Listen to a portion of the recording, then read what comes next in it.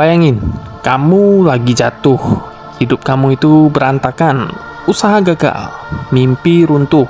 Lalu seseorang itu menepuk pundakmu dan berkata, "Tenang, sabar aja, semua ini akan dibayar lunas di surga." Pertanyaannya, apakah itu cuma harapan atau cuma cara halus supaya kamu itu berhenti protes? Di video ini kita tidak membahas apakah surga itu ada atau tidak.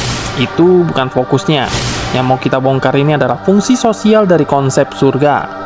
Bagaimana ia bekerja di pikiran manusia dan kenapa konsep ini sering muncul paling kuat justru ketika kita lagi ditindas-tindasnya. Mari mulai dari hal sederhana. Surga adalah janji. Masalahnya janji ini tidak bisa diverifikasi. Dan dalam sejarah manusia, segala sesuatu yang tidak bisa dicek, tidak bisa diuji, dan tidak bisa ditagih seringkali menjadi alat paling efektif untuk mengontrol perilaku. Setiap kali hidup kamu mentok, surga jadi pelarian. Gagal di dunia disebut tabungan akhirat. Kekalahan diberikan makna suci. Logika kamu dibalik. Yang seharusnya diperjuangkan justru diminta diterima. Dalam psikologi, ini dikenal sebagai escapism. Saat realitas terlalu menyakitkan untuk dihadapi. Otak kamu menciptakan cerita manis agar tidak hancur oleh stres. Surga lalu berfungsi sebagai anestesi. Tidak menyembuhkan luka kamu, tapi membuat rasa sakitnya itu terasa lebih ringan. Dalam sosiologi ada istilah reverted reward. Hadiah yang ditunda supaya kepatuhan tetap terjaga. Kamu diminta sabar hari ini, dijanjikan bahagia nantinya. Sementara sistem menikmati kepatuhanmu sekarang. Menariknya, sejarah agama menunjukkan pola yang konsisten. Konsep surga selalu menguat di masa rakyat paling ditekan.